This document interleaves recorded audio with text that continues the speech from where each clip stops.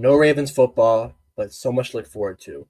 If the season ended today, that much more on this episode of the Purple Rain Podcast.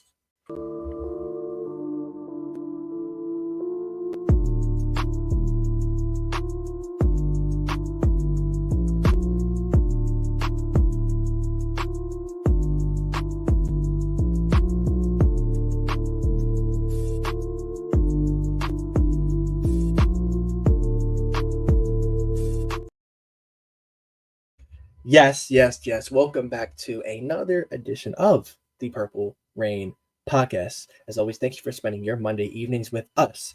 Episode 282. So why not go through some of the guys that were 82 for the Ravens? One of the Shannon Sharp, a Torrey Smith, a Sammy Watkins, a Derek Alexander episode of the Purple Rain Podcast. Thank you all for coming through. We really enjoyed it. If you are new here, and like Christine, like the video, it helps us out immensely. And if you really like it, caress that subscribe button, just slightly, tap it. And then, you become a Purple Rain gang member. Thank you all for just showing love already in the comments. But first and foremost, you can follow us on Instagram at the Purple Rain Podcast. Follow this guy right here on Instagram or on X at Sudden Death. You can follow me on X at SimplyAS10 or on Instagram at SimplyAS10.prod. And most importantly, our sponsor, Manscaped. Use code PRP for 20% off your whole entire order and free international shipping. 16 days until Christmas, like K-Dog says here. I actually got my gifts wrapped, most of them, on Saturday. Just trying to get a head start on that. But you guys have time, 2 weeks and change. So it's cutting down. You can still get it by Christmas, but I'd act sooner rather than later. Don't be one of those people waiting for it come, December 20th, 21st. Code PRP on Manscaped.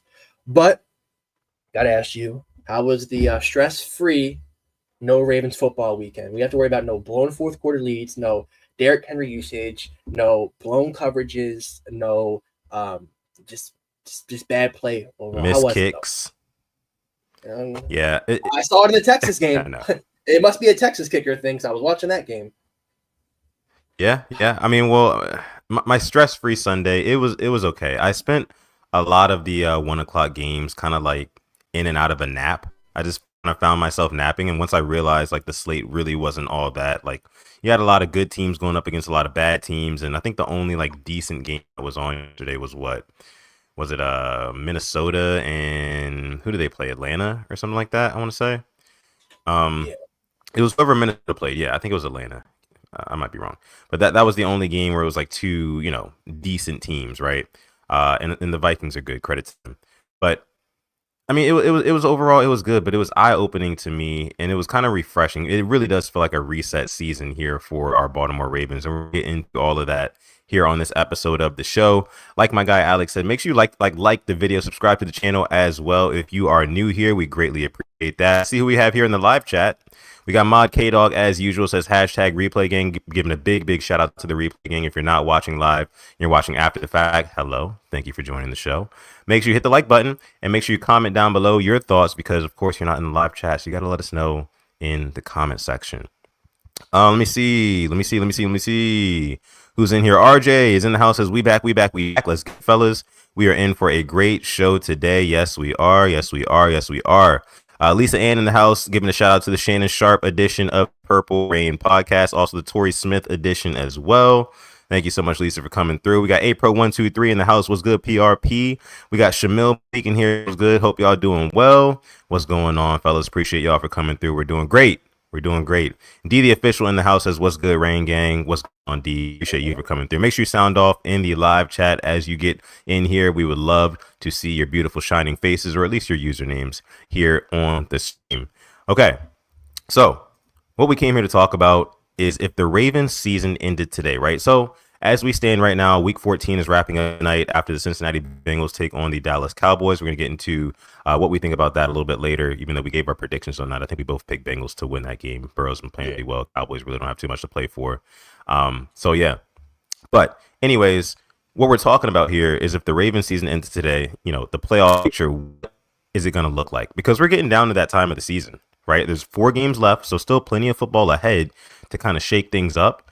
But right now the playoffs is starting to take form. Like the picture, the bracket is starting to take form in a couple of different ways. So without any further ado, we're not going to make any more. We're just going to go ahead and bring that up on screen here so we can all take a look at it at the same time and see what the current AFC and NFC playoff pictures are. So if you're watching this episode 282 of the Purple Rain podcast, whether that be on YouTube, whether that be on X, whether that be on Instagram, again, make sure you like the video, subscribe to the channel as well. And if you would like to, maybe hop on over to YouTube so you can interact a little bit more with the show.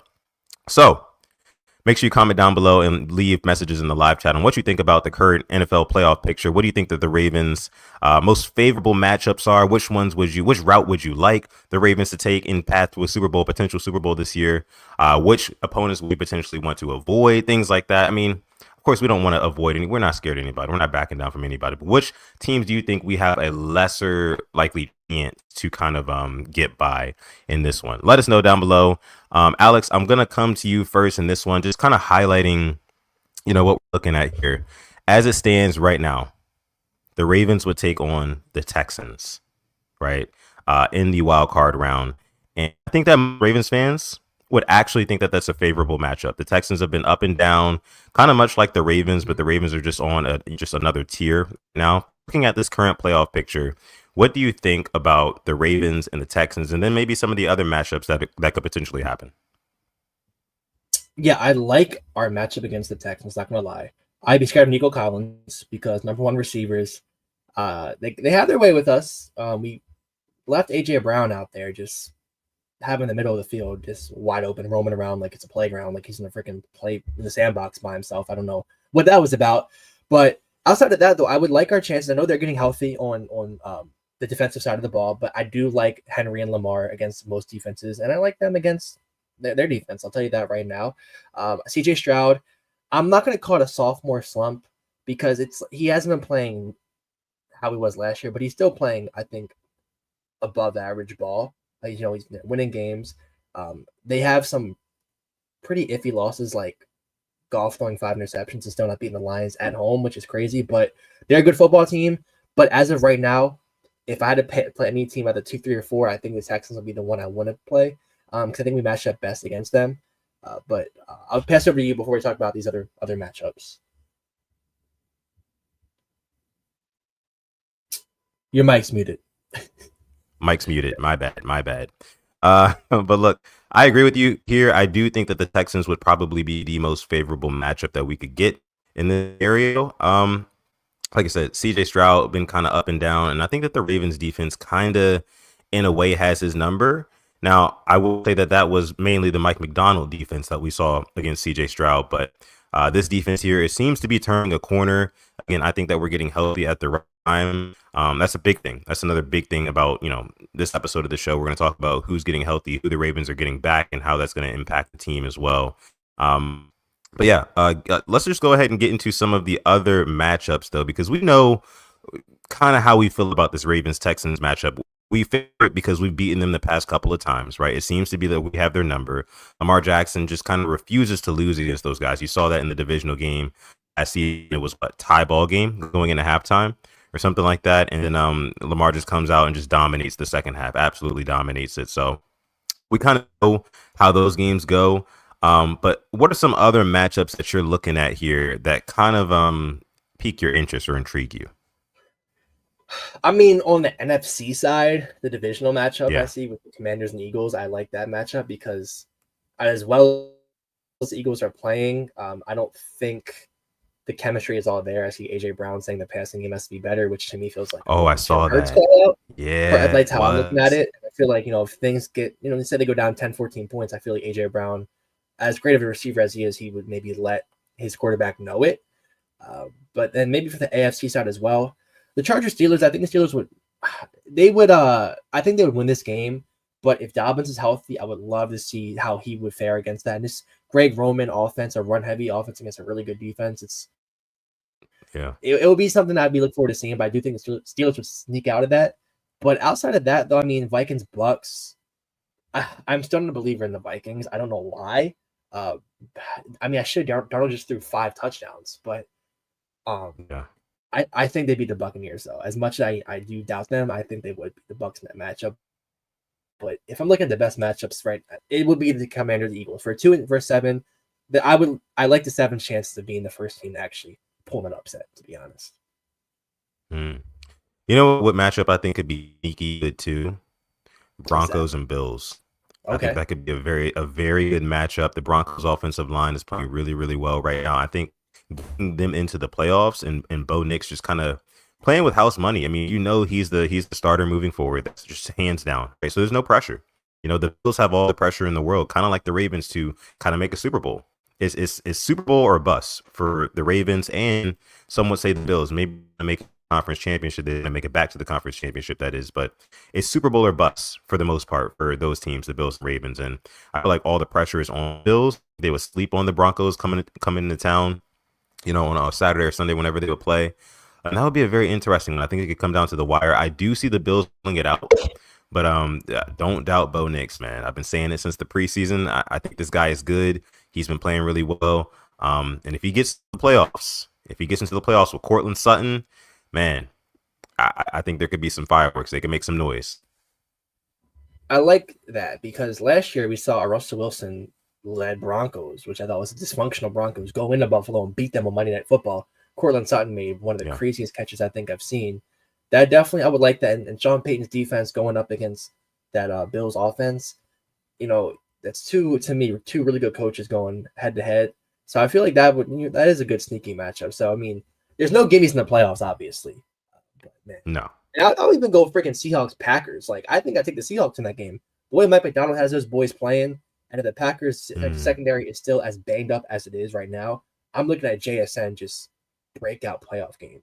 I mean, he is showing why I thought he should have been a top 10 pick a couple years ago.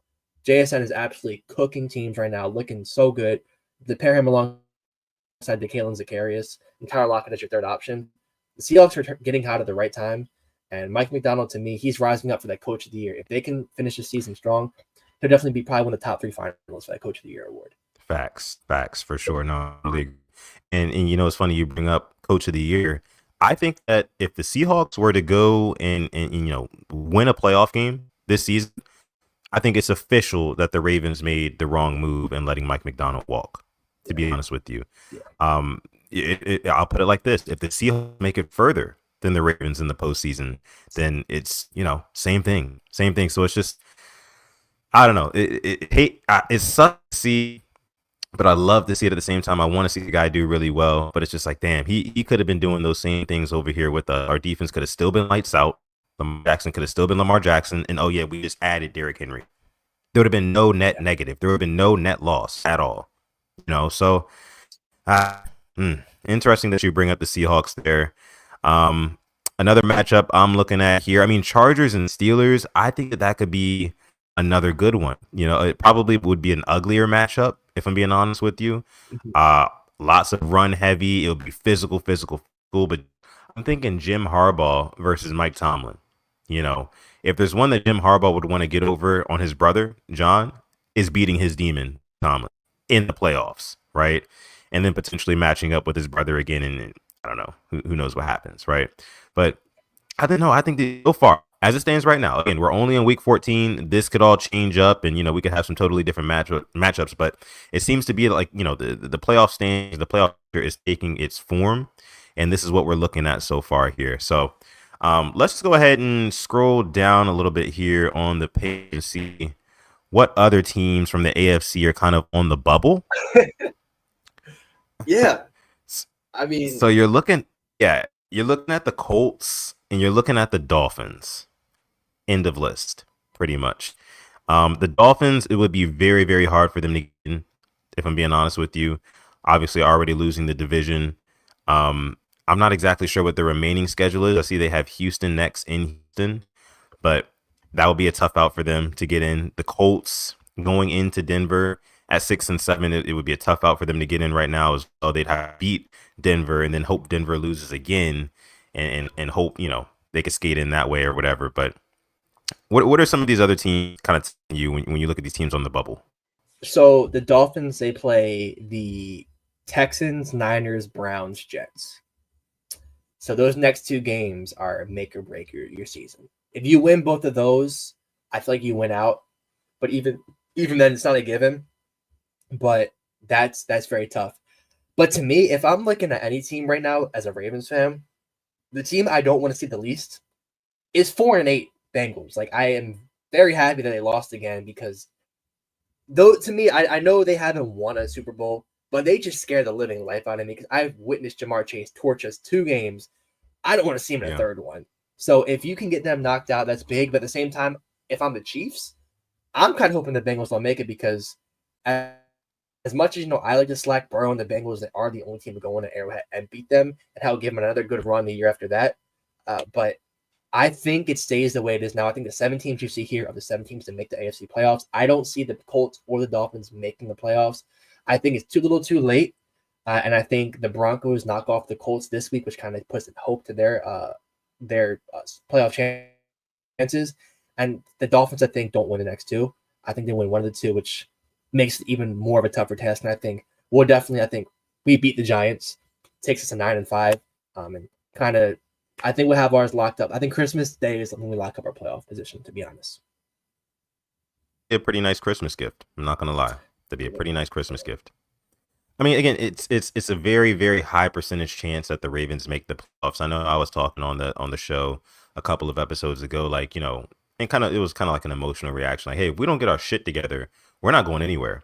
And the same thing still stands, right? But we do have the tiebreaker over the Chargers and the Broncos. So, we're in a good position to make it. We just have to take care of the Giants this week. I think that should be not the tallest of tasks, but we can't look ahead. We can't look ahead because I know we have the Steelers the week after that.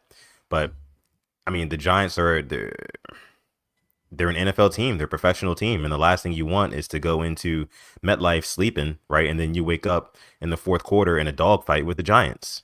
At that point, you give them the confidence to feel like they can beat a team like the Ravens, just like we did the last time we played them, and they end up winning a game. They end up stealing one from us. So we have to take care of business against the New York Giants this upcoming week. I will say, just kind of touching on that matchup really, really quick before we get back to the playoff standings here. Dexter Lawrence went down with an I word. He will not be playing. I think his season is pretty much over. He's on IR. So they've got their backup second-year guy, nose tackle Jordan Riley, who I expect Tyler Linderbaum to handle pretty well.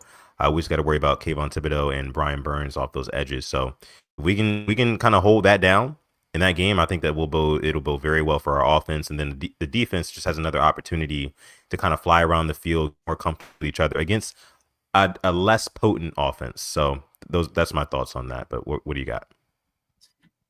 Yeah, Shamal says it best. We can't overlook the Giants. Like you said, they're an NFL team, and some of the scariest teams to play are the teams with nothing to play for.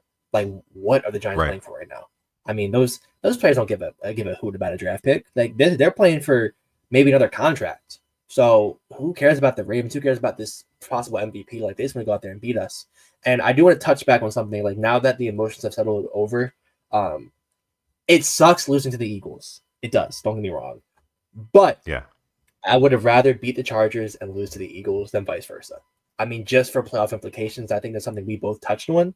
I would have, losing the Chargers and beating the Eagles would have been cool because, we just beat one of the best teams. But the way it went, if you had to split any game, it'd be that way because now we hold the tiebreaker, and that was a big thing. So that win, that can't really go untalked about because that's a big win in the playoff schemes of things. So do you like our chances against the Steelers in the playoffs going to Acrisure Field? I mean, we've done it before, but it's a whole different team, whole different culture. We had Suggs in 2014 and guys like that compared to now. So I'm liking it. And who knows? I mean, there still is, let me just say, there is a chance that we could win the division, but it's basically us winning out, which I'm not saying it's impossible, but we need to really get our stuff together, for lack of better words. And I trust the quarterback to get his stuff together because he really has most of it together, but it's just everybody playing all 3 levels damn near perfect. Yeah. No, yeah. Absolutely right about that. And like I said on the last episode, and I really, really hope that over the bye week, some of the players got together and, just had kind of like a little chat with each other and just like opened up like, hey, like, what the hell is going on? Why are we not on the same page? It can't all just be coaching. Like, it's on the players too. We've seen that multiple times this year where you can't blame the coaching. it's the players on the field. It's the X's and O's, not the X's and O's, but the Joes, right? The Jims and the Joes, as they say. So, no, yeah, I mean, great points there. Great points there. Can't overlook the Giants at all. But all right, let's talk about some of the guys maybe get back from I-word, right? And that'll be coming back and helping this team. Some guys that we mentioned in episodes past, but John Harbaugh talked about them today in his presser. Michael Pierce and Travis Jones were two huge names for me. Both of those guys practiced in full today. That is news. Both of those guys practiced in full. This team is relatively healthy all around, right? That's good going into post bye week. It feels like a new season. This is another thing that John Harbaugh said in his presser today. It feels like a new season, right? And I agree with that. I mean, I feel like there's a lot of football left. Still 4 games to go. We've got a weaker matchup. Of course, we can't overlook the Giants, but let's just call a spade, right? They are a weaker team, one of the worst teams in the league. We should be able to take good care of them. We need to take good care of them in order to get our confidence back and where it needs to be and get us rolling again. Because guess what? Next week after that, Pittsburgh, a demon, right? One of Ravens' demons, John Harbaugh's demon as of late. So, got to get our shit together. But those are 2 big names that I was looking at: Travis Jones and Michael Pierce, stopping that run, also improving the pass rush. I'm speaking more so for Travis Jones on that one, and hopefully that can free up guys like Nnamdi Madubuike. That can free up guys like Odafe Owe on the edge. It can free up guys like Kyle Van Noy, who's also, of course, getting healthy. So, what are your thoughts on some of the guys returning from I-words and how they can impact the team? I take it back. I told you the only player not practicing was probably Millette. It was actually Sanusi Kane not practicing, and Diontae Johnson, which makes sense because he's suspended. Yeah. Touching on your point about the bye week, if you haven't bought in by now, buy in or you can go. And I'm kind of talking to Diontae Johnson there because we need all hands on deck. Like, this is AFC North football. 2 out of our 4 games, you gotta, it's hard nosed, and the other 2 aren't gimmies. There's no gimmies in the NFL, but the Giants. They beat us last time. We played them in the Texans. They want revenge on us on Christmas Day and in their season last year. Kind of embarrassing them 34-10 in the playoffs. So as for getting guys back, yeah, and when you had the playoff matchup brought up and you mentioned Michael Pierce and Travis Jones, I'm thinking of Joe Mixon, Najee Harris, Pacheco Hunt. Some of the running backs you might be playing.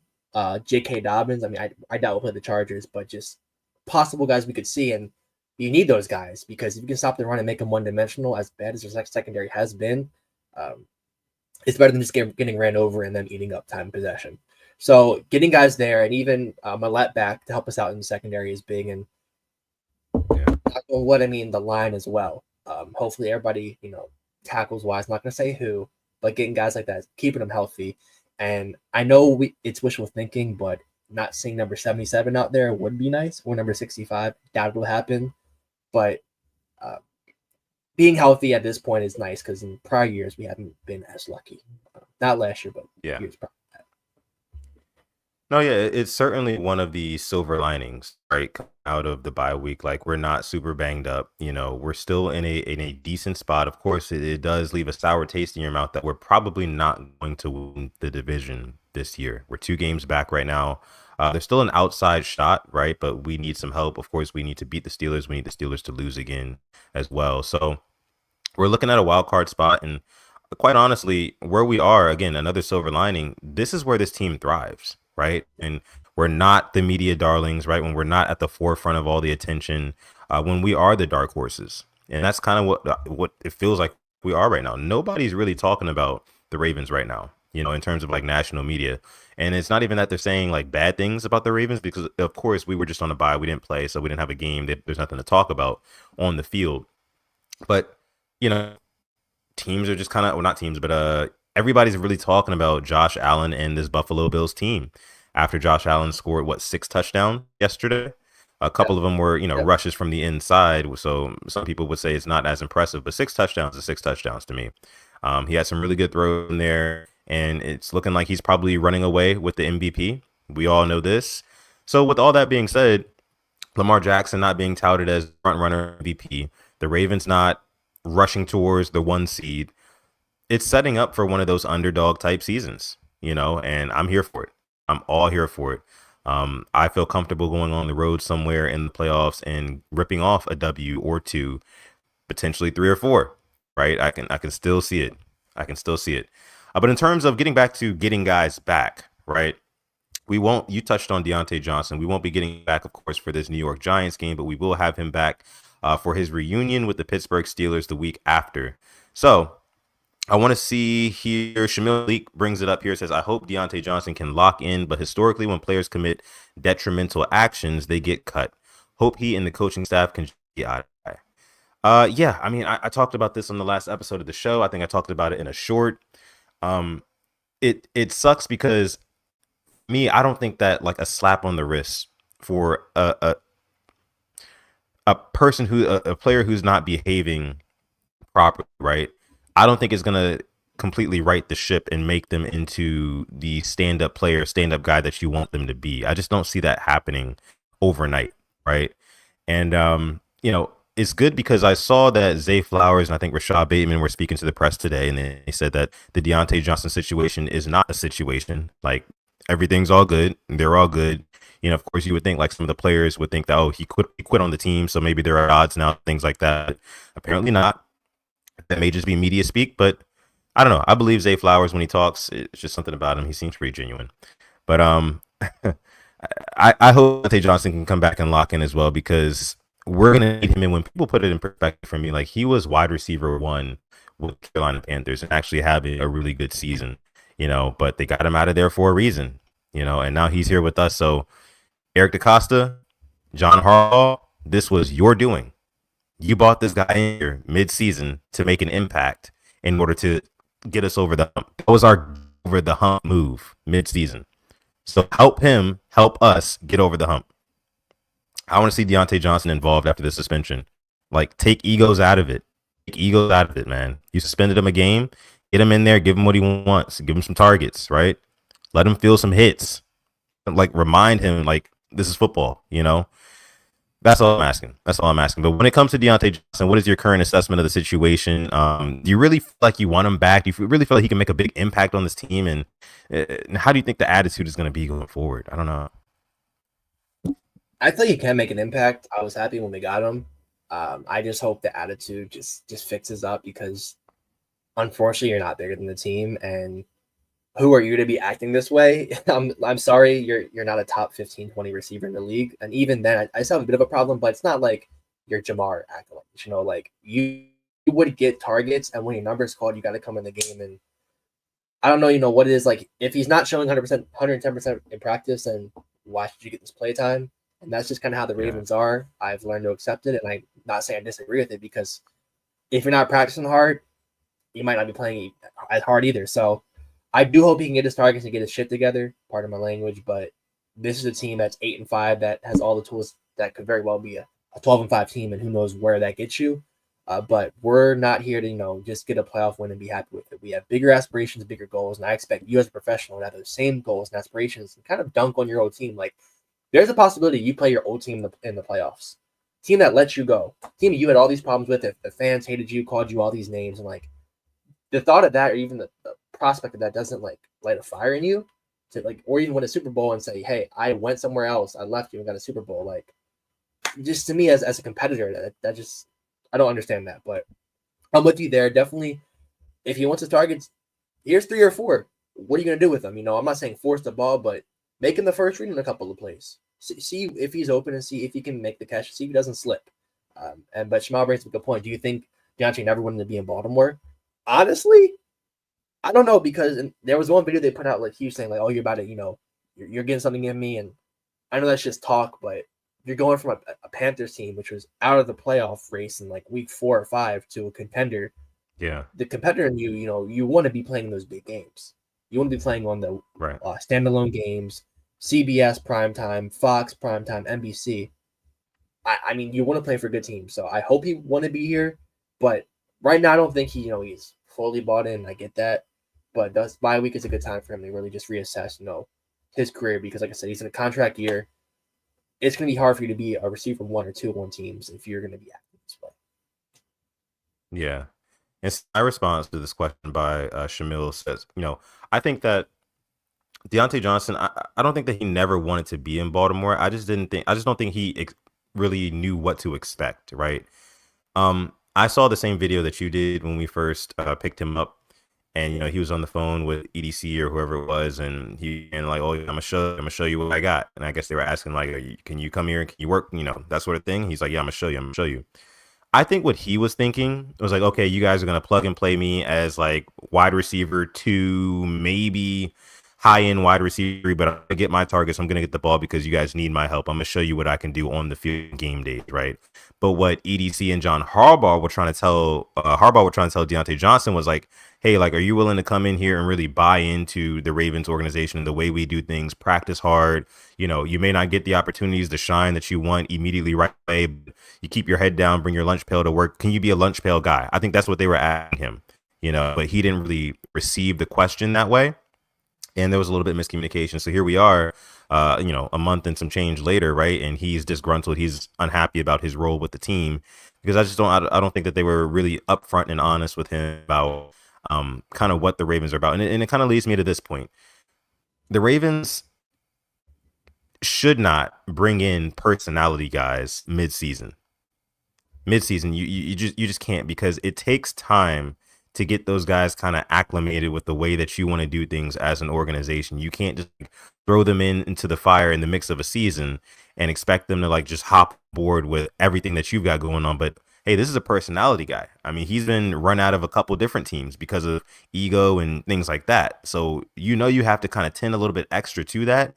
You really don't have time to do that in the season. So if you were to pick up a guy like that, pick him in the offseason. I wouldn't have a problem if you pick him up in the offseason. You have a whole offseason, months and months and months to kind of get him acclimated. Of course, there's no games, so he has no reason to feel like he's not getting targets or production or his just due. And then by the time the season starts, of course, he'll be more acclimated into the offense. He'll know the whole playbook. He'll have more chemistry with Lamar Jackson, and maybe the connection actually starts to form. But I think that this mid-season thing, it really kind of messed up. That's just my take here. But what do you think on that? When you said personality, I thought of one player only, who we actually got in the offseason a couple years back. That was Earl Thomas. It worked out for 1 year, and then the next year it just blew up into flames. COVID year, Yeah. punching freaking. Yeah. I think I definitely agree with you there. He definitely is going to buy in because he wants his targets. Don Morello says definitely get him more targets than Aguilar. I don't trust that guy in the playoffs. Yeah, I mean, I would like Deontay's yak ability more than Aguilar's, and Aguilar's a cool blocker and a cool vet to have, but I'm trusting Deontay's route running to separate. And on like a 3rd and 7, I can see Deontay separating and getting a first down, to be honest, more than I can see Aguilar. Except I've just seen that before with Deontay. So, but yeah, for that personality, it's hard to get him mid-season. Like Roquan was the guy who bought it because the Ravens defense, he's gonna buy in. He was starting not even a week later, Monday Night Football. I think trade deadline was a Tuesday or Wednesday. Yeah. Monday he's starting. Offense is a little bit harder to do that, but man, I definitely agree with that. If we do want to get any more personality guys, it's got to be like a March, April signing. Let them get mini camp, training camp, ramped up, and before you throw them right into the fire. Exactly. And I mean, when it comes to Nelson Aguilar, really quick, Don, I think that Nelson Aguilar is one of those guys. He's like the antithesis of a personality guy. He buys in, right? Wherever he goes, he buys in.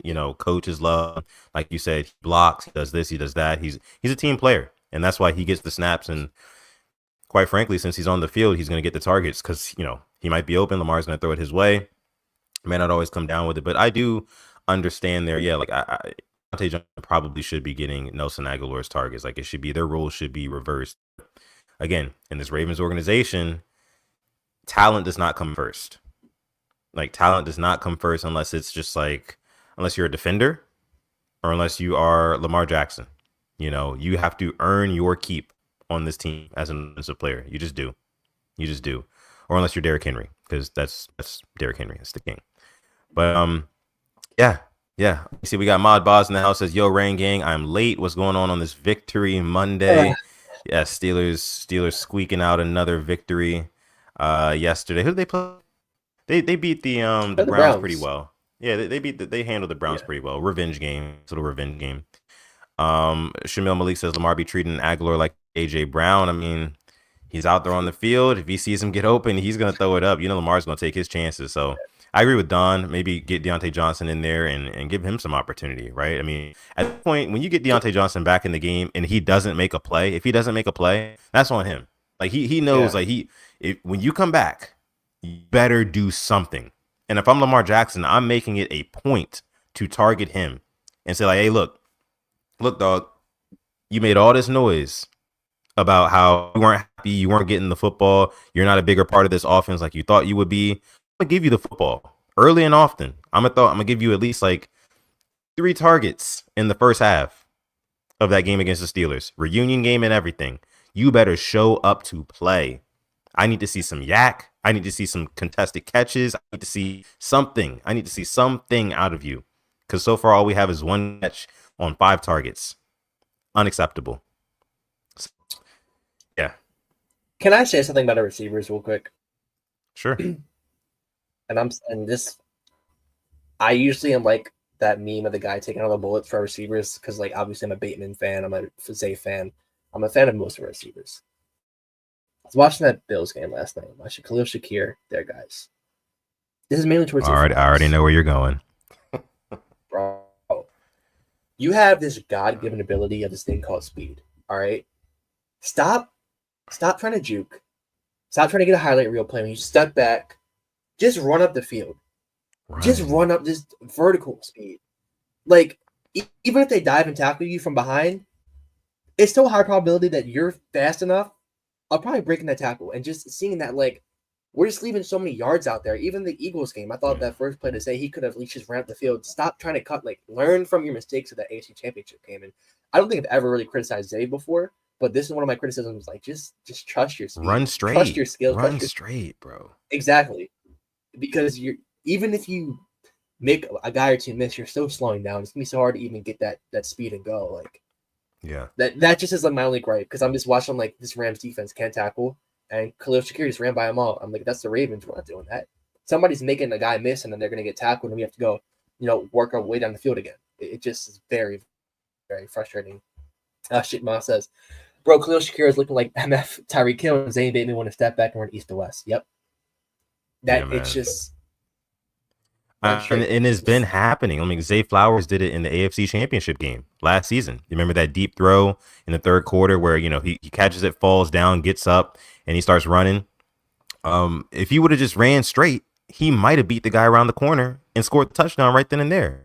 Then we wouldn't have to worry about the fumble on the goal line, and we might be having a totally different conversation right now. Ifs. If was a fifth, we'd all be drunk. I'm saying, but I'm just saying. You know what I'm saying? Like, Alex, I think is spot on here. If these guys ran straight more often, I feel like we would get more yardage out of them. We are leaving a lot of yards on the field. Get north, man. Just get north. All this east and west dancing around crap. Sometimes they have clear angles too. That's what makes me mad. They have clear angles, but like you said, it feels like they're trying to get either a highlight reel. I don't know if they're a little bit banged up and they don't want to put so much pressure on, with top end speed on their joints, things like, I don't know. But that's something that I feel like needs to be coached out of them, right? And if I'm the wide receivers coach, man, I'm talking to each and every one of them and saying, like, hey, look, if you catch the football and you turn up field, I need you to run towards the green grass. Run straight towards the green grass. That's all you have to do. Like, that's all you have to do. Because 90% of these DBs, you're beating them around the corner, especially if you're Zay Flowers. And you're right. In that Eagles game on that first play, that deep ball, he could have ran straight and probably got more yards. I wouldn't say a touchdown because he did have a defender like hot on his heels, like running behind him. I went back and watched that play a couple of different times because I was going to make a whole video about this topic about not running straight, right? But in that one, he did have a guy coming in very, very hot, and I think he would have got him from behind anyway. But even still, if you would have just ran straight, he'd get a couple more yards out of it. I'm just saying. I don't want to see this in the playoffs, like where we're making these big plays downfield that could potentially be game-breaking, just 1 play, 2 play drives, cheap touchdowns, right? Because somebody wanted to cut back, try to get a highlight, whatever. Yeah, man, run straight. Yeah. Let me see. Shamil Malik actually also in the Wired episode last year, the wide receiver coach was telling him to keep running straight because he could have so many easy touchdowns. So they know. I think that was a Lions game. I think that was one of the plays. I think he caught it like 20-yard pass and he just went to the sideline and didn't even look up straight, look upfield. I think that was the Lions game. Could be wrong. Yeah. Frustrating. Frustrating for sure. Before we get into the games from yesterday, the NFL Week 14 review really quick, I do want to bring up PT's comment here. It says, DT has a job, not self-employment. Refusing to play hurts the team. He was selfish, and you do not reward bad behavior. Well, I mean, at this point, you can go one of two ways, PT. You can go the way that I just said, and you can like get him the football intentionally to make him prove himself, since he wants to whine about it so much, right? And I hate to put it that way, but that's kind of coming off here. Or you could play the whole, just going to keep you, not really play you, and get the comp pick off you when we, after the season's over. You can go one of two ways. I personally think the Ravens should swallow their pride and like, hey, let's try to get this guy involved. Let's try to get him involved. We're full speed ahead towards the postseason. We got to win a couple of games to put ourselves in good position. Why not get this guy involved now? That way, by the time the playoff starts, maybe he's a more focal point of our offense where defenses have to allocate more resources towards his side of the field. Who knows? Who knows, right? Make him a threat. I don't know. If I'm Lamar Jackson, that's how I'm thinking, but that's just me. I think it depends on how he practices.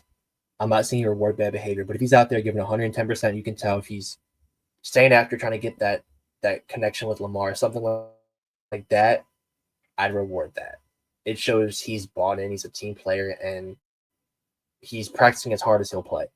And Boz brings up Diontae would run backwards. Like if he's sitting there and not doing that stupid stuff, trying to make a play and just taking what they're giving you and doing the right things, then you do reward that. I feel like it shows they're going past it. But this next week, because he's not practicing this week, but what he does, I'd say in the film room with the receivers and what he does this week and how he practices next week, that's what we're going to see. And this can either be a no story or a big story come January. I hope it's a big story in the fact that it's a remarkable turnaround. Because I think in 2012, I think Bryant McKinney, our left tackle, was not starting at all. Him and Harbaugh had something, and Harbaugh starts him. He starts playing lights out. He freaking was an anchor on that line. And then we win the Super Bowl. So let's hope Diontae is like that. He was an issue, and then he goes and becomes the focal point of the offense and helps us win a trophy. But wishful thinking, but these next 2 weeks are big for his career, I'd say, because if you play well, you're getting a good contract, and your NFL career is going to keep on going on, and you won't be looked at as that much of a headache as you would have been. But shows you can turn it around. So I'm hoping, fingers crossed, he can become a big part of this offense. Yeah, 100% agree with you there, bro. I mean, we got to make something out of it, right? Yeah. I look at like return on investment, and I know we got him damn near for free. If it's in a championship year window, like you have to, you got to see what you can get off of him. And one catch would just be an absolute it's an L. It's an L for the front office. If he ends the season with less than, I'd say 8 to 10 catches at least, it's an L. So yeah. We're going to leave that there, though. Let's go ahead and talk about some games from yesterday. NFL Week 14. Of course, Ravens did not play, but a couple interesting games. Of course, I think we can start with Bills and Rams. Yeah. That was one. I think we both picked the Bills to win that game, if I'm not mistaken. It was a great game, especially the second half of that one. The Rams, Sean McVay and your Rams, they stepped up, and they just kept scoring touchdowns. Puka Nacua, I think, 12 catches or something like that? Let me see. 12 catches for 162 yards and a touchdown. I mean, not to be weird, I've loved Sean McVay since the day I set eyes on his offense. I'll tell you that right now. What he did with Jared Goff was unbelievable. First year gets him the playoffs. Second year takes him to the Super Bowl. He is an unbelievable coach, and I would do very crazy things to have him as a Ravens coach. Him going forward on 4th and 5, having that much trust in his offense, up 3 points, which I think was an amazing idea to go for 4th. Stuff like that, that's when you go for the 4th down. If you kick a field goal and it forces the Bills to go down the field rather than if you don't get it, they can play for a field goal and they can play a little bit more conservative. I love that from Sean McVay. Won the game ultimately. But man, Puka Nacua, Cooper Kupp, what a 1-2. Matt Stafford, at his age, doing what he's doing. If I'm an NFC team, I don't want to see the Rams in the playoffs because that offense is No. unfreaking stoppable at points. And I was told by Yeah. Bills fans that watch out for once Matt Milano comes back. He just gave up 44 points. So that defense is a big question mark. Josh Allen, you gotta put up more points, I guess.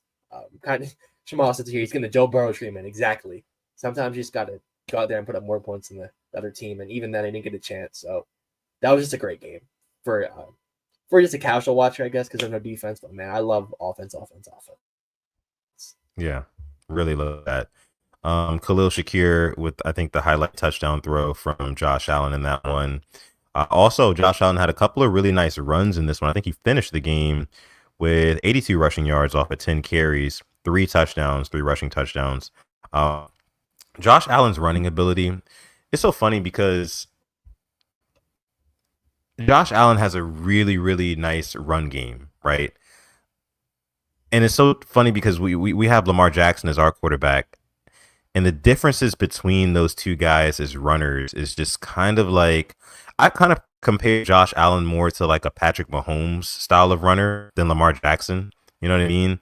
Like they're both like kind of like heavier set quarterbacks, right? Who can have some sneaky speed, who can kind of fool these big guys who are chasing them down, these defensive tackles and whatnot, hit a little pump fake and then get another couple 4, 5, 6, 7 yards, whatever. But Lamar Jackson, it just goes to show, like, yes, those guys are great runners.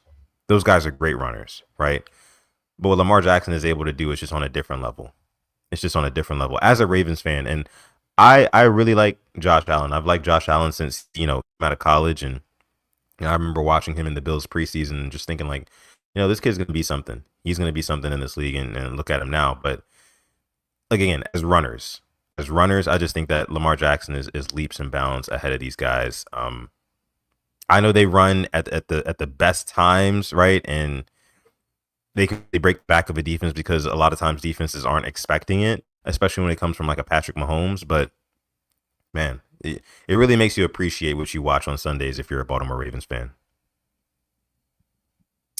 Yeah, and like it was never a spy out for him. It felt like the linebackers were just caught flat-footed and could never even make up that speed. And yeah, and for secondaries, for the corners, it's kind of hard to hit them because it's take 1 or 2 of you to knock them out. To hopefully you can get them to the boundaries. But there were some of his throws, man. I was just like, he can make every throw in the world. There's just some were so inaccurate, and like I like watching Josh. Don't get me wrong, but that's just I guess his weakness there. But as for Mahomes, like I rarely see that, but I guess that's why one has a bunch of rings and the other doesn't. So that was a very good game. Fantastic game. To me, I could count as MVP. If he locked it up, he locked it up. Cool. I won something else, and I've been saying I won something else. Yeah. As for other games, though, what you the got? Eagles Panthers, closer than I expected. A lot closer than I expected. Man, I don't want to try to sit here and hype up Brayshawn, but it's cool to see that he is improving. But the Eagles know how to get it done, and there is something going on behind the scenes there. Like I said last year, Stephon Diggs will get traded. I'm not saying AJ Brown, but I feel like there will be some sort of drama this offseason with him, and maybe next year's final year as Eagle. Just my prediction, because when there's smoke, there's fire. I'm just gonna leave it at that. I'm not even necessarily so sure if there's smoke yet. You know what I'm saying? Only because when AJ Brown says like the passing game could be better, I think that's a little bit vague. Of course, like we can automatically look to Jalen Hurts and be like, oh well, he's saying that Jalen Hurts isn't throwing a good ball or Jalen Hurts is throwing his way, but at the end of the day, Jalen Hurts is doing what Jalen Hurts needs to win a football game. And the Eagles right now are one of those teams who can win ugly. The Eagles, the Steelers, the Chiefs, they can win ugly. And that's just what it looks like sometimes. And you're going to have games like this if you're an AJ Brown, if you're a Devonta Smith. You just kind of got to be there for the ride. This is a group of guys who've already been to a Super Bowl. You should know that, like, what it takes to get there. If you're winning games, that's all that matters. That's all that matters. Like, you're going to get your time. You're going to get your time. I know some guys want to be offensive player of the year. Some guys want to put up big numbers every week for, whatever reason, legacy, whatever reason. But it should always be about championships. Now, if continues to win ugly and AJ Brown continues to not be a huge focal point of their offense, and he's not going off for 150 yards and 2 touchdowns every other game, then and they end their season, like let's say they lose in the playoffs, right, in a game where they're trying to spam Saquon Barkley, and then in the end they end up losing, whatever. I could see AJ Brown making a little bit more noise after that, and maybe something happens. I've always wanted AJ Brown in Baltimore. Again, he's a personality guy, just a little bit, as we're seeing right here, right now. So we would have to get him in the off season, as I laid out earlier. Don't want personality guys mid-season. It just does not work. It doesn't fit with the Ravens culture. It takes time to kind of acclimate it. But no, man, I don't necessarily think too much of it right now. I think that they will be just fine.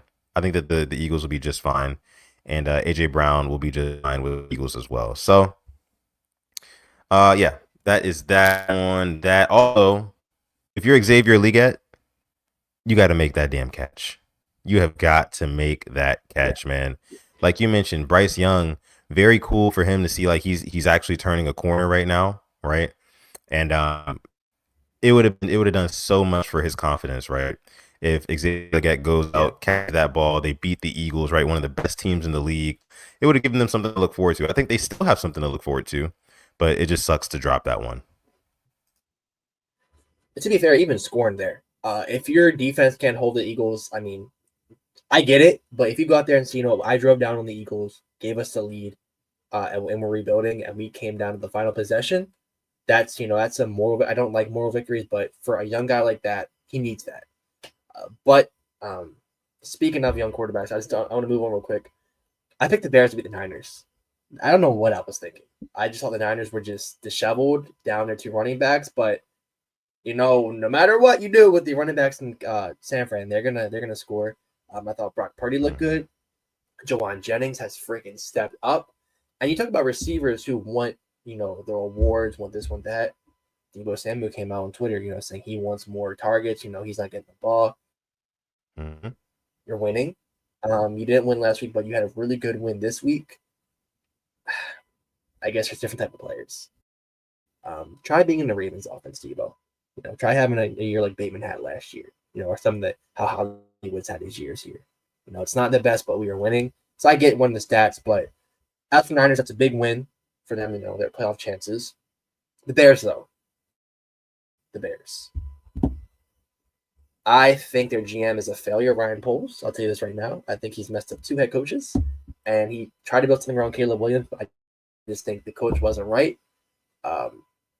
They got to get this next coach spot on because he is a talented quarterback, but that line is awful. He has no time. It's just not doing anything for his confidence right now. So they got to fix that line and get him a solid head coach next year. No, I totally agree with the whole, of course, head coaching. I think that with Chicago, especially in a city like Chicago, you need a culture shifter there. Like you can't just go out and get anybody. You need somebody who can really come in there and grab the bull by the horns and really take control of that locker room, of that organization, the head coaching position.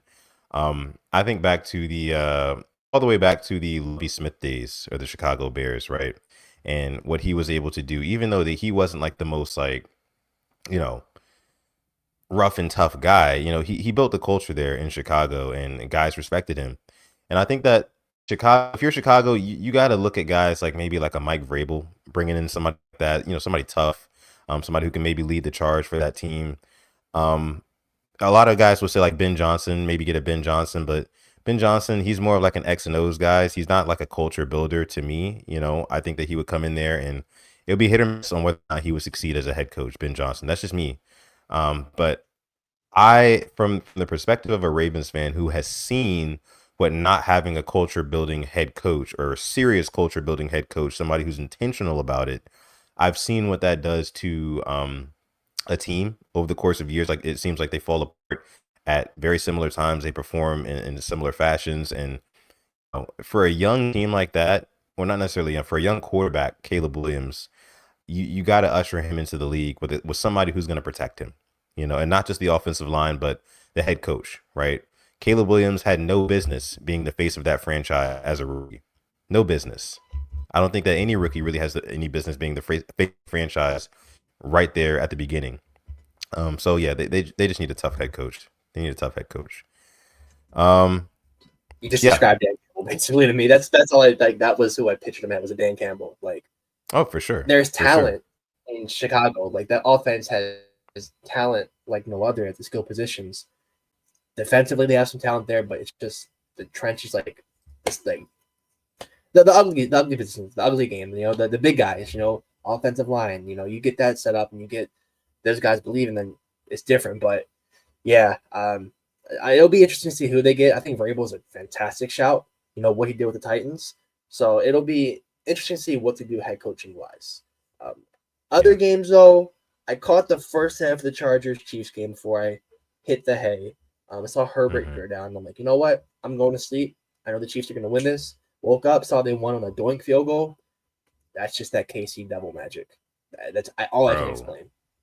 I don't get it at this point, and I know like a lot of people say like, oh, you just got to give the Chiefs props for winning close games. They win ugly, and yes, of course, they do win ugly. They're winning games. End of the day, they're winning games, but the way that they're winning games are just not convincing at all, and it just makes you think like, okay, in the playoffs, are these guys going to be able to flip that switch again? Just like they have the past couple of seasons. And, they definitely did it last year. Of course, they had their struggles in the regular season last year. A lot of things actually didn't go their way the regular season last year. And then in the playoffs, they just turned it on. They flipped the switch and they won the Super Bowl. If this team does that again, I think that is it. Man, it will be painful to watch. It really, really, really, really would. But, everything that's happening right now, like the doink field goal, right? That goes in, the missed field goal at the game a couple weeks ago, right? The late calls by the refs, it's just, or non-calls.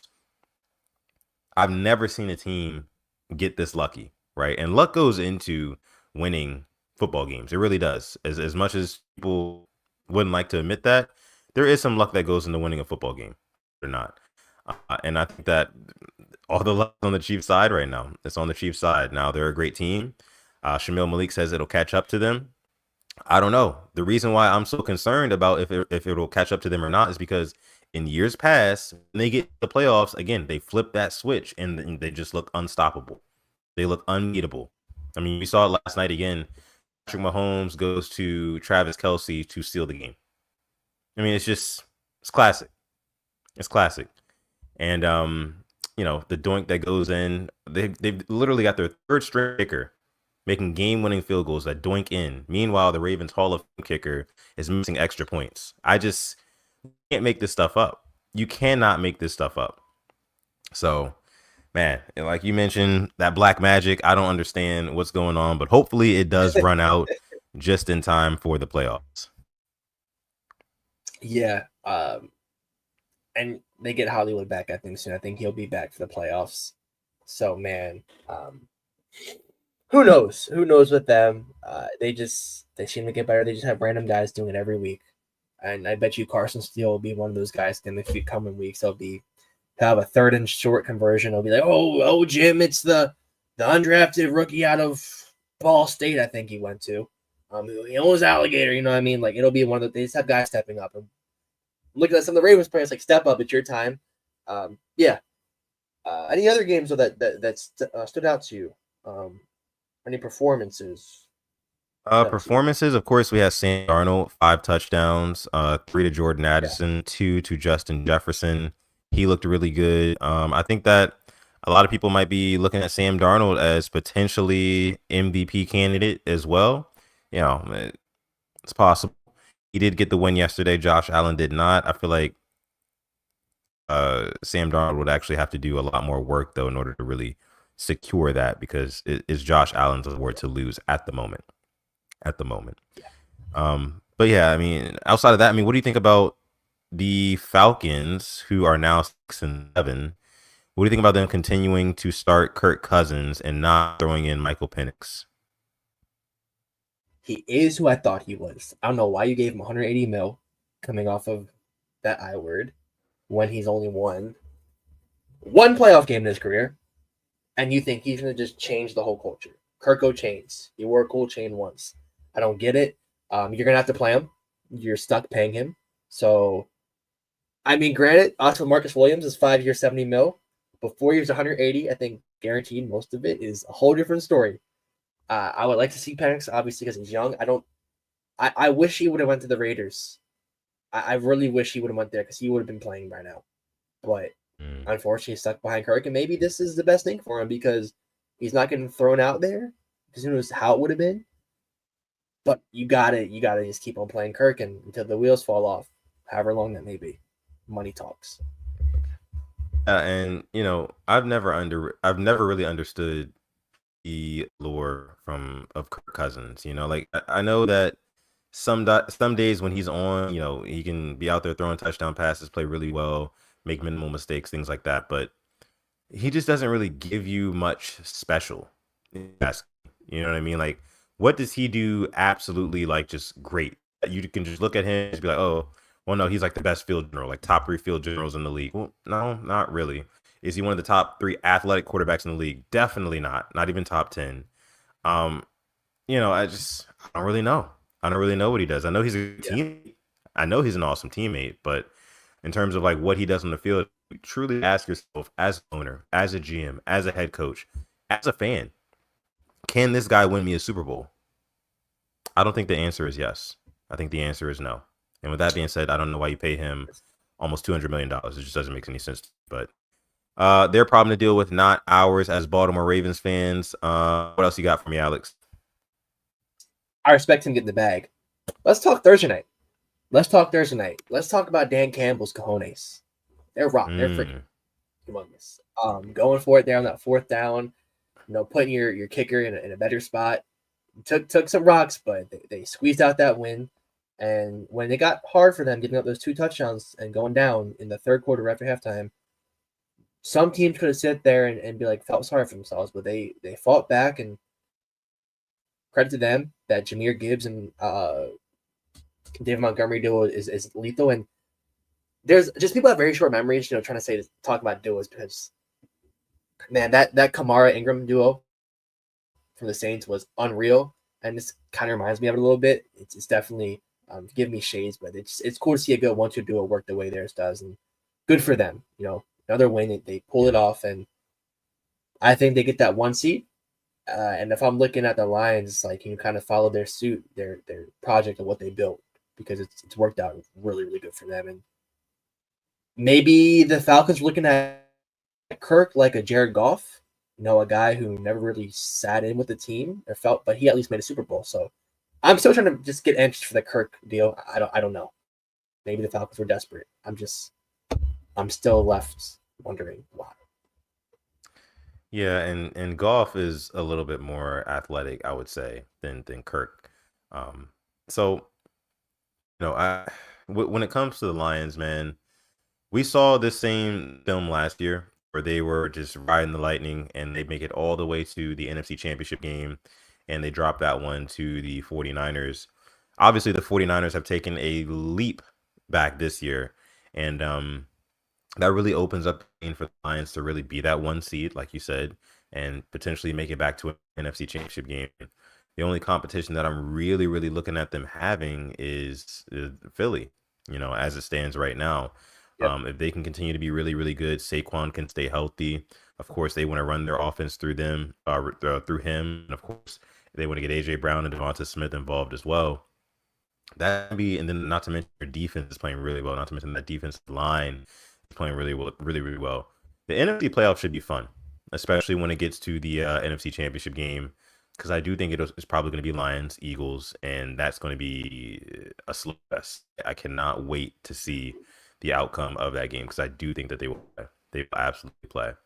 And the winner of that will go on to play whoever comes out of the AFC, which who knows who it's going to be right now. Is really a toss-up with everybody in that conference. As we've talked about earlier in the show, the Ravens sitting at 5th seed right now, holding the tiebreaker over the Chargers and the Broncos. So it's a pretty good spot to, of course, make the playoffs. And we'll just go ahead and we'll end it with this. We'll end the show with this. If the Ravens season ended today, they'd be playing the Houston Texans in the first round of the playoffs. and potentially maybe like the Steelers or something in the second round, right? I think that the path is there, right? Like I think that if I had to say, do I still have faith in this Ravens team winning a Super Bowl in this 2024 season? I do. I do. I have to see how we come out this week against the Giants to see if we really kind of flip the script and everybody's on the same page. You know, offensive line is doing what it needs to do. Receivers are getting open. Guys are running straight, right? Like we talked about earlier in the show. The defense is still continuing to make its strides. And then Lamar Jackson just looks a little bit more comfortable, a little bit more consistent as well. If those things can all happen and they can happen at the same time, there's no team in this league that can miss. I'm telling you that right now. If we're firing on all cylinders, right? If we don't start games slow, if we come out with juice, if we come out hot, then I feel like there's no team that can beat us. This Ravens team, their ceiling is very, very high. The problem is the floor is just very, very low. So if we can bring up that floor closer to the ceiling, we'll be we'll be good. We'll be good. But what's your final thoughts, Alex? I'd like us to win the first game. I don't want to look too far ahead, but playing against a team that has your number, seems eerily familiar to 2012 when the Broncos replayed them because they had a number. They freaking smacked us 34-17 that year. But one game at a time, it's just kind of coaching as well, looking at yourself like let me step back and just have a man-to-man talk with John Harbaugh.